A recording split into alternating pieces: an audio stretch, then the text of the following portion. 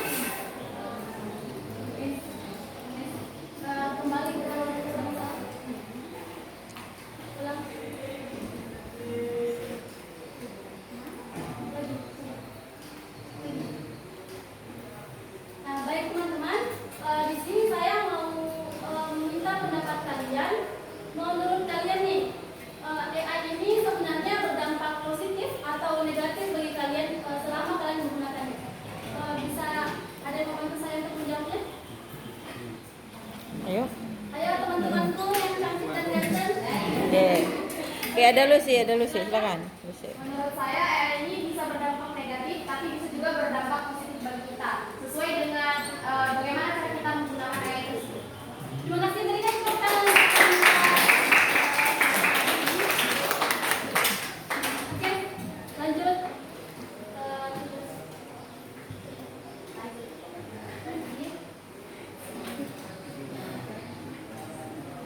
Oke. Nah, betul sekali yang dikatakan teman kita tadi. Memang AI ini berdampak positif dan negatif. Berikut beberapa berdampak positif tersebut. Yang pertama,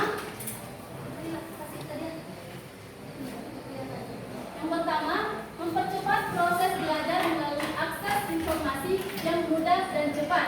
Yang kedua, memberikan pengalaman belajar yang profesional melalui sistem pembelajaran adaptif, misalnya rekomendasi materi sesuai kebutuhan. Yang ketiga, membantu menjelaskan konsep yang kompleks dengan cara interaksi seperti visualisasi 3D atau simulasi. Kemudian teman-teman, dampak negatifnya. Yang pertama, mengurangi kemampuan pelajar untuk belajar secara mandiri jika terlalu bergantung terhadap AI. Kemudian yang kedua, potensi plagiarisme atau ketergantungan pada jawaban instan tanpa memahami konsep jawaban tanpa memahami konsep. Yang ketiga, mengurangi kemampuan memecahkan masalah secara manual. Yang keempat, resiko terhadap privasi dan keamanan data pelajar. Ini juga yang sering terjadi, teman-teman. Kita sering menggunakan AI tanpa kita sadari, ternyata AI ini mengambil data pribadi kita tanpa izin kita dan kemudian bisa disalahgunakan.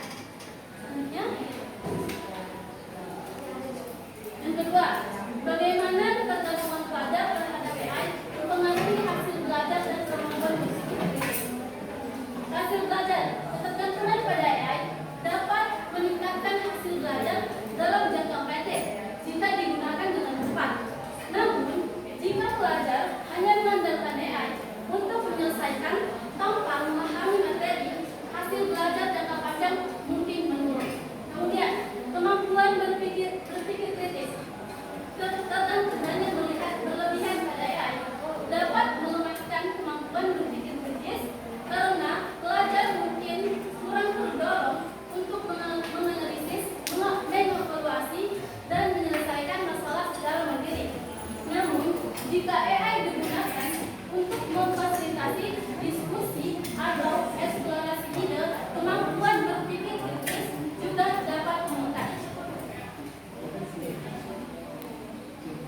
Sedikit tadi lupa saya bahwa AI ini saya pernah cari di media sosial, ternyata sudah ada kasus bahwa siswa dapat oleh gurunya mencari jawaban saat ujian, mencari jawaban di ChatGPT. Kemudian teman-teman, ternyata itu sama persisnya dengan pengalaman saya pas di SMP. Ya, dan teman-teman yang mungkin SMP dengan saya pernah mengalami tersebut ketika ujian juga. Saat ujian itu kan masih zaman COVID kan, jadi HP masih diperbolehkan. Kemudian pas ulangan ternyata ada teman kami yang mencari jawaban di Google. Kemudian itu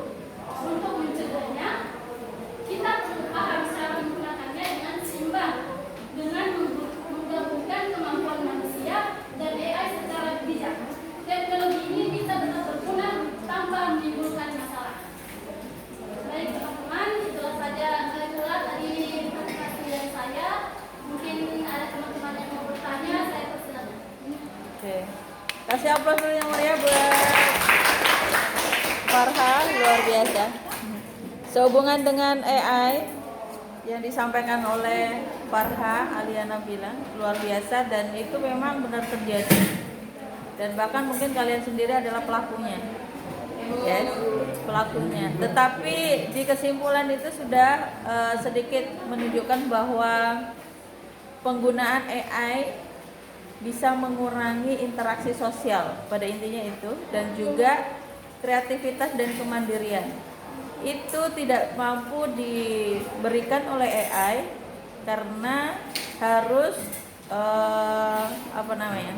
harus benar-benar tercipta dari dalam diri sendiri. Kreativitas tidak mungkin minta bantuan AI. Interaksi sosial tidak bisa juga. Mau bertetangga masa sama AI? Ya kan? Bertetangga atau kamu bisa diterima oleh orang lain, masa bantuan AI enggak kan? Berarti harus bagaimana menginteraksi, bagaimana menunjukkan rasa sopan dan santun, bagaimana kita mampu dihargai orang lain, itu tidak ada di AI. Kemandirian juga itu salah satu mengurangi jika kita keseringan menggunakan AI.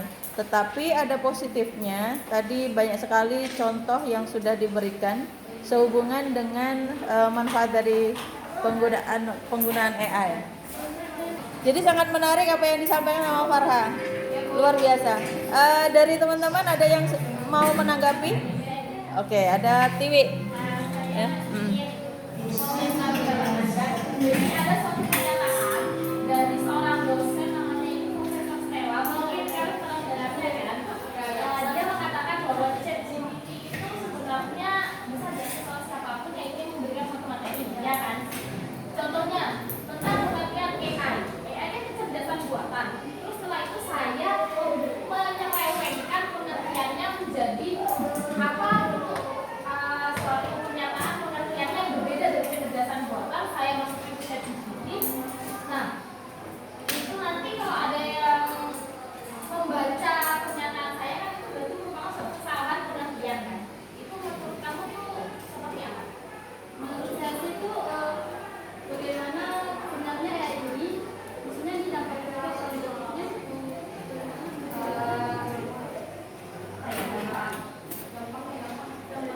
baca. Ya. Jadi mungkin itu perlu saya tekankan juga, ternyata ya ini teman-teman saat memberikan jawaban itu belum tentu benar. Ya ini bisa menimbulkan yang jawaban yang tidak pasti atau puas. Maka dari itu bagi teman-teman jangan ketergantungan terhadap jawaban AI. Perlu kalian cari jawabannya dengan pertama-tama kalian menjawab jawabannya dengan benar. Jadi tidak semestinya kalian harus bergantung pada AI, karena intinya AI ini dapat menimbulkan kepada kita yaitu yang seperti jawaban yang tidak pasti atau pas. Oke, terima kasih. AI ini juga sebenarnya dampak buruknya ke guru juga. Jadi banyak sekali dampaknya. Akhirnya tidak terlalu banyak interaksi antara guru dan siswa. Itu benar sekali. Karena rata-rata pertanyaan yang ada di dalam buku atau soal-soal yang di pelajaran itu semuanya ada di AI. Jadi kalau punya kita tidak, jadi guru itu sangat dituntut untuk lebih kreatif lagi. Intinya AI ibaratkan guru bahkan bisa jadi guru utama kalau guru yang ada di sekolah itu tidak kreatif. Ya, justru dia tidak akan, justru bisa menjadi jarak antara guru yang biasa saja dengan guru yang kreatif gitu. Jadi bahkan menghilangkan identitas guru aslinya di sekolah itu bisa terjadi kalau memang benar-benar memahami dan memanfaatkan AI dengan baik. Tapi ya itu tadi, AI tidak selamanya bisa membantu dalam hal yang kamu harapkan, karena AI itu adalah kecerdasan buatan. Jadi kapan-kapan yang membuat juga bisa lelah kan. Ya, jadi bisa jadi tiba-tiba hilang tanpa kamu tidak memiliki kemampuan apapun, maka kamu ketergantunganmu kepada siapa lagi kalau pokoknya nggak dari diri sendiri. Oke, luar biasa Farha, terima kasih, silakan tutup. Baik, terima kasih teman-teman. Mudah-mudahan apa yang saya sampaikan Buru-buru. dan saya mohon maaf, saya akhiri. Wassalamualaikum warahmatullahi wabarakatuh. Waalaikumsalam warahmatullahi wabarakatuh. Ubur-ubur ikan lele. Oke, terima kasih. Luar biasa.